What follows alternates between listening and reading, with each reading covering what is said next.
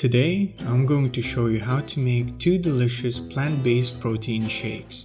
For the first recipe, you will need almond milk, plant-based vanilla flavored proteins. I recommend using Vega, peanut butter, cinnamon, and a single banana. Get your milk, sliced banana, protein powder, a teaspoon of cinnamon, and a teaspoon of peanut butter into your blender and let it mix for at least 2 minutes.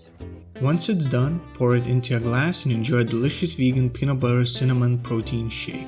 For the second recipe, you will need almond milk, the same proteins as before, spirulina, blueberries, avocado, and a single banana. Get your milk, sliced banana, a handful of blueberries, half of avocado, protein powder, and a teaspoon of spirulina and let it mix for around 2 minutes, just the same as before. Once it's done mixing, pour it into a glass and enjoy your vegan blueberry banana protein shake. Thank you for watching, and if you enjoyed the video, don't hesitate to like and subscribe.